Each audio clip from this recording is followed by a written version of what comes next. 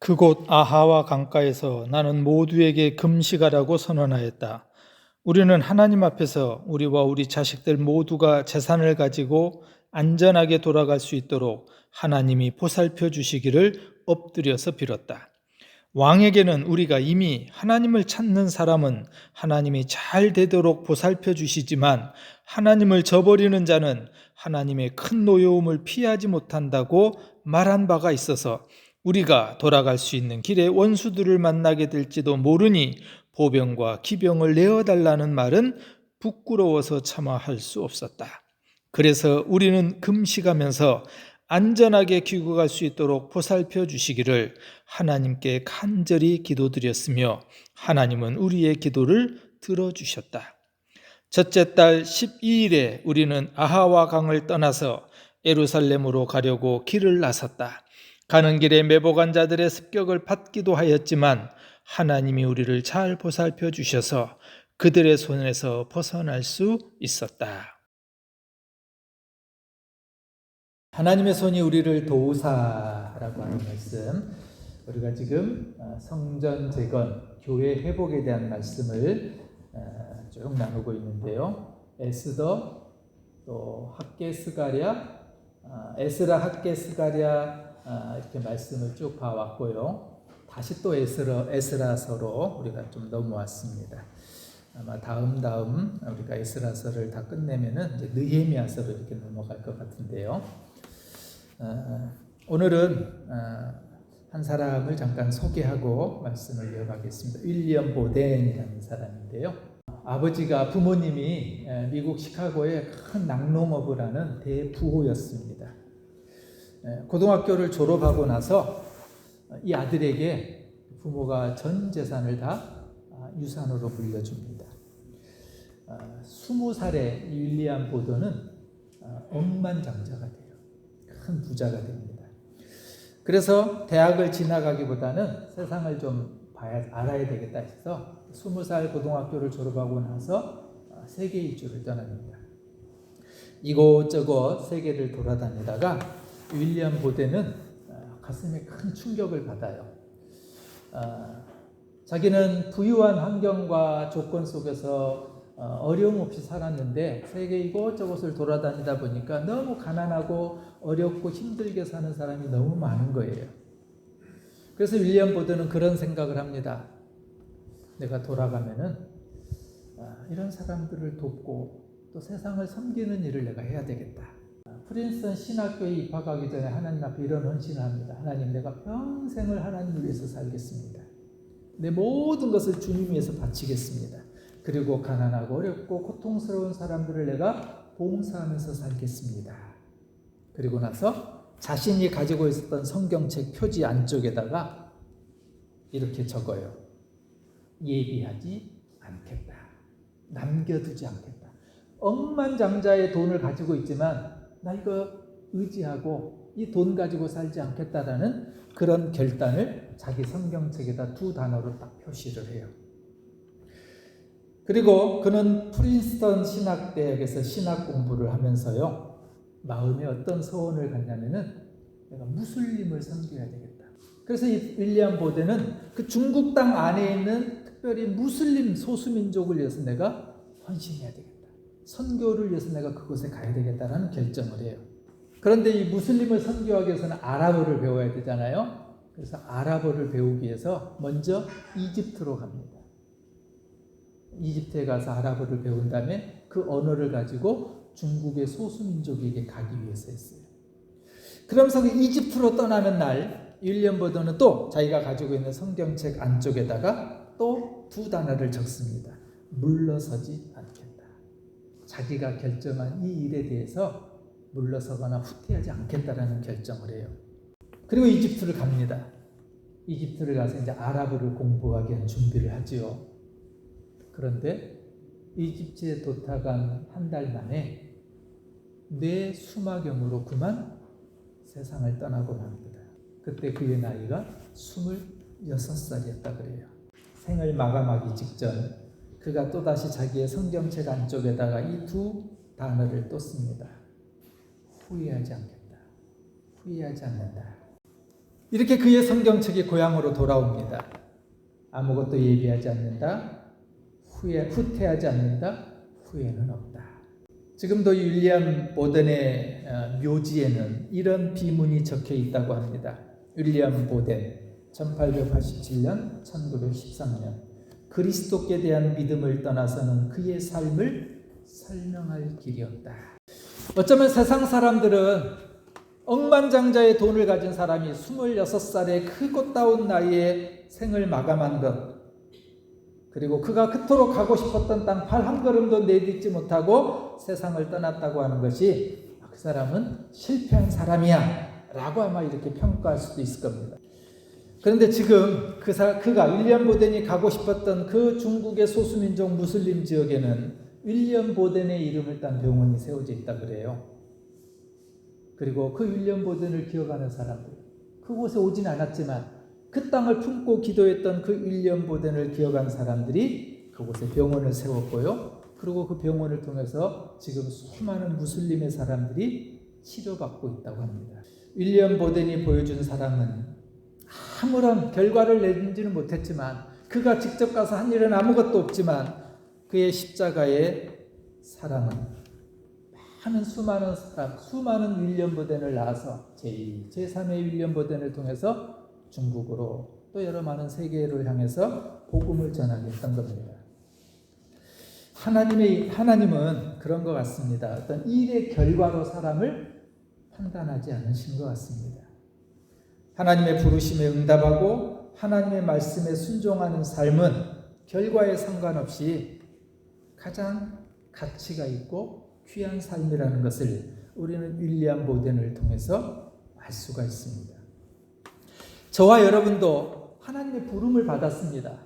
하나님의 부름을 받았기에 우리가 이처럼 주일날 예배에 왔고 몸된 교회를 섬기고 주님의 이름을 부르고 찬양하고 예배하는 삶을 살고 있습니다. 우리가 하나님의 부름을 받았다고 하는 사실을 우리가 안다면, 믿는다면 여러분, 우리 각자에게도 맡겨준 일이 있습니다. 큰 일, 작은 일이 있을 수 있죠. 그것을 최선을 다해서 오늘 윌리엄 보덴처럼 후회하지 않는 그런 그리스도의 삶을 살아가는 것, 또 그런 삶을 위해서 기도하는 것이 우리에게도 필요하다는 사실입니다. 오늘 에스라서 우리가 8장의 말씀을 보는데요, 에스라를 중심으로 해서 두 번째 바벨론 포로에서 돌아오는 이야기입니다. 예루살렘 성전이 무너져 버렸고요, 그리고 예배를 잃어버렸어요. 다시 고국을 향해서 이스라엘 백성들이 바벨론 70년의 포로 생활을 끝내고 고국으로 돌아갑니다. 에스라는, 이스라엘 민족들은 이 바벨론 포로에서 돌아올 때 3번에 걸쳐서 돌아와요. 이스라엘 백성들이 바벨론에 잡혀갈 때도 3번에 걸쳐서 잡혀가거든요. 한 번, 두 번, 3번에 걸쳐서 나눠서 잡혀가고, 또 돌아올 때도 그렇게 3번에 걸쳐서 그들이 돌아옵니다. 포로에서 돌아오는 첫 번째 이야기, 페르시아 왕 고레스가 칙령을 내렸죠. 그리고 하나님이 주신 그 감동함을 통해서 유다 백성들을 고국으로 돌아가도록 허락을 했어요. 그때 인도했던 사람이 스룹바벨입니다. 우리가 봤던 것처럼 49,897명이 스룹바벨과 함께 예루살렘으로 돌아와서 그들의 목적은 예루살렘 성전을 다시, 무너진 그 성전을 다시 세우는 일이었어요. 그런데 돌아와서 2년 동안 미적미적거려요. 건축은 시작됐지만 주변에 반대도 있고 또 이런저런 공격도 있고 15년 동안 성전을 짓지 못하고 그냥 머물러 버립니다. 그때 학개, 스가랴, 우리가 나눴죠. 오늘부터는 너에게 복을 주겠다. 학개와 스가랴가 책망도 하고 격려도 하면서 다시 이스라엘 백성들에게 성전을 지을 수 있도록 부추겨요. 그리고 드디어 성전은 지어집니다. 그래서 첫 번째 포로에서 돌아온 이 사람들이 지은 성전을 스룹바벨 성전이라고 이렇게 불려줍니다. 고국으로 그렇게 돌아와서 성전은 지어졌지만 하나님의 말씀, 그 당시에는 율법이죠. 율법을 가르쳐줄 스승이 없었습니다. 그래서 이스라엘 백성들이 예배를 드리는 법을 몰랐던 거예요. 그때 하나님은 이 율법에 익숙한 선생 에스라를 중심으로 1754명이 두 번째로 예루살렘으로 돌아와요. 이 두 번째 이스라엘 민족이 돌아오는 목적은, 두 번째 목적은 뭐였냐면은 하나님의 말씀 율법을 다시 세우는 게 목적이었습니다. 세 번째는 느헤미야를 통해서 이제 성전은 지어지고 율법이 가르쳐지면서 예배가 드려졌지만 성벽은 여전히 무너져 있었어요. 그러다 보니까 주변에 많은 외부의 세력들이 공격하고 또 위험에 노출되어 있습니다. 세 번째는 지도자 느헤미야를 중심으로 해서 예루살렘 성벽을 재건하기 위해서 세 번째 마지막 돌아옵니다. 이렇게 이스라엘 백성들이 돌아오는 이야기가 에스라서, 느헤미야서, 학개서, 스가랴서, 우리가 또 지난달에 살펴봤던 에스더서라는 그런 책에 기록되어 있습니다. 오늘은 이 두 번째 포로기환의 지도자였던 에스라의 삶에서, 에스라의 믿음에서 우리가 몇 가지의 교훈을 좀 나눠보려고 합니다. 21절인데요. 세번역 성경으로 이렇게 읽겠습니다. 그곳 아하와 강가에서 나는 모두에게 금식하라고 선언하였다. 우리는 하나님 앞에서 우리와 우리 자식들 모두가 재산을 가지고 안전하게 돌아갈 수 있도록 하나님이 보살펴 주시기를 엎드려 빌었다. 에스라는 고국으로 돌아가는 길을 앞두고 하나님 이 길이 잘 안전하게 잘 갈 수 있도록 보살펴 주십시오 하고 백성들과 함께 하나님 앞에 금식을 선언해요. 아하와 강가에서 선포한 이 금식은 이들이 지금 가야 될 길이 무려 한 1000km가 넘어요. 그 먼 길을 떠나면서 앞으로 추위도 만날 거고요. 배고픔도 경험할 거고요. 또 주변의 도적들로부터 공격, 이런저런 공격들이 충분히 예견된 길이었어요. 그 위험이 있었기에 에스라는 백성들에게 금식을 선포하면서 하나님이 이 길을 안전하게 지켜줄 것을 기도했던 겁니다. 에스라는 왕에게 이 위험한 길을 가는데 좀 도와달라고, 보병도 마병도 좀 구해달라고 충분히 구할 수도 있었습니다. 그런데 그러지 않아요. 전적으로 하나님만을 의지해요. 그러면서 에스라는 어린아이와 모든 소유를 위해서 평탄한 길을 기도합니다. 그래서 어린아이는 문자적으로 어린이만 해당되는 것이 아니라요. 그 당시에 나이 많은 노인분들 그리고 여성들을 포함한 의미예요. 즉 이 길이 단순한 여행이 아니라 온 가족이 추위도 배고픔도 경험하고 이런저런 공격도 당하면서 가야 되는 이민이었기 때문에 에스라는 평탄한 길을 기도한 겁니다. 하나님 이 고든 길을 주십시오 이런 의미가 아니라 도적들로부터 약탈이 없도록 정말 안전하게 지켜주십시오 라고 그렇게 기도하고 있습니다. 사랑하는 여러분, 오늘 에스라의 금식의 기도에서 우리가 배울 수 있는 교훈이 있습니다. 왕에게 안전하게 보호해줄 군대를 요청할 수도 있었지만 에스라는 사람의 도움보다는 하나님이 안전하게 지켜주실 것을 믿었고 기도했다는 사실입니다. 윌리엄 보데는 백만장자, 억만장자의 상속자로서 복음을 전하고 싶었던 중국의 소수민족에게 그 이슬람 사람들에게 돈으로 자기가 가진 물질로 얼마든지 섬길 수도 있었을 겁니다. 그런데 윌리엄 보더는 나는 예배하지 않겠다 이런 결단을 합니다.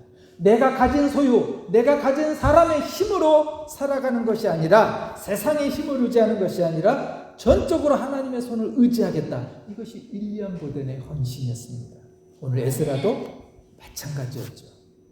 에스라는 하나님보다 사람의 도움을 구하는 것이 먼저가 아니라 사람의 도움을 구하는 것이 부끄럽다고 그렇게 얘기해요.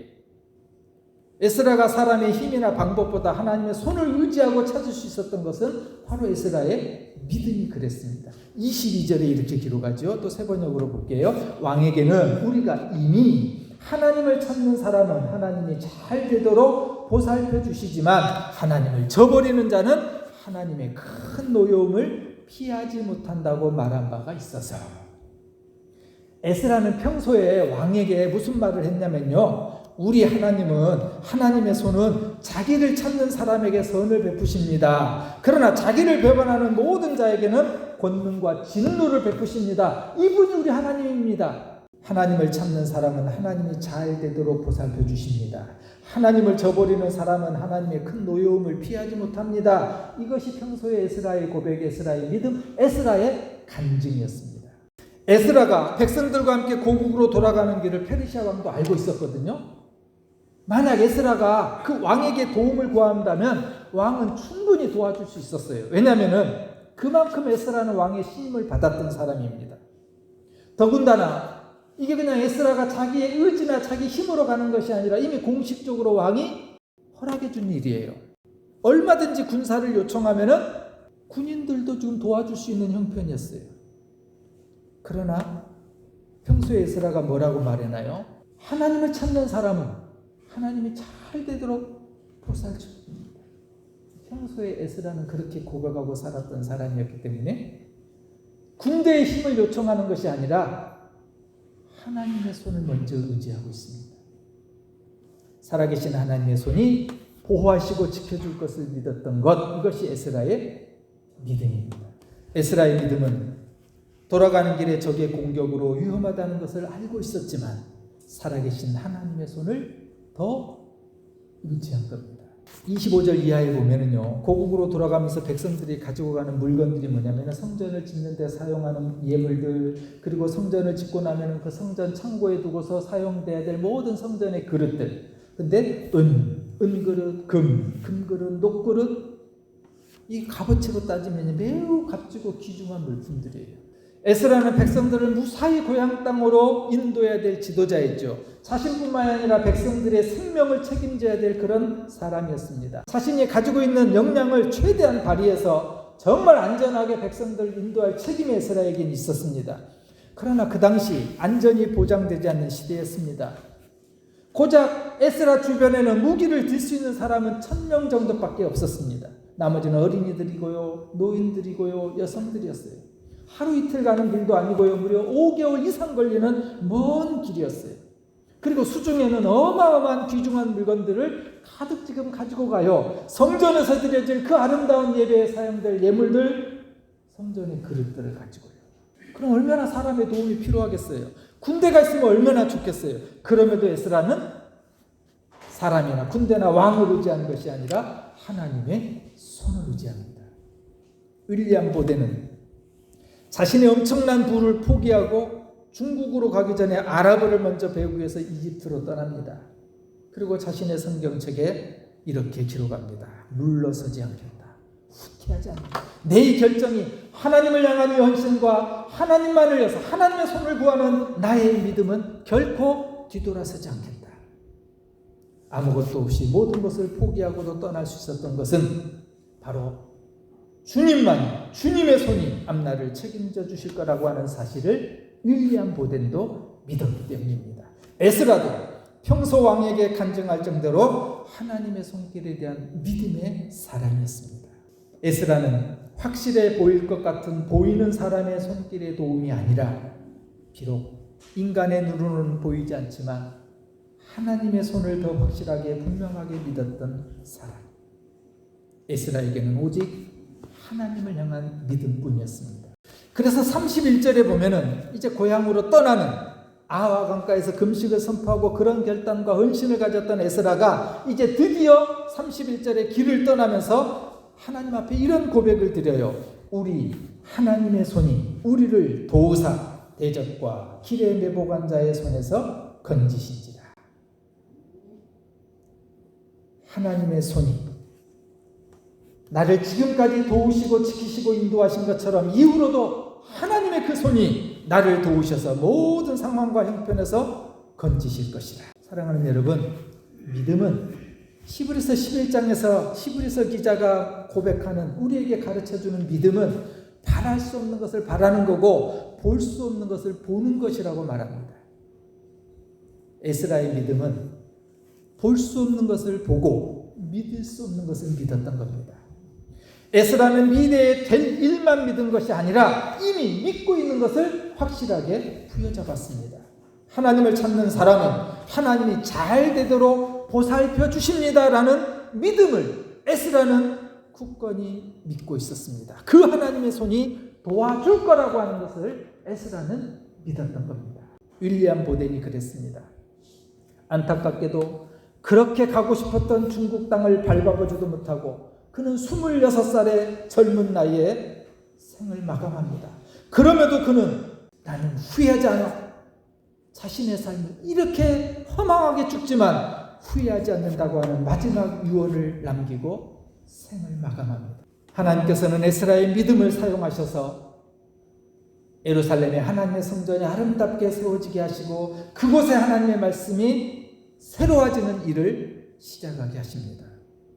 그리고 지금 교회가 다시 세상의 소망이 되도록 일하고 계십니다. 에스라를 도우신 하나님의 손이 오늘 저와 여러분 그리고 우리의 교회를 통해서 이 땅에 다시 교회가 세상의 소망이 되고 세상의 많은 사람들에게 생기와 생수를 공급할 수 있는 그런 은혜의 도구가 되기를 오늘 저와 여러분이 그렇게 사용되기를 주의 이름으로 간절히 축원합니다.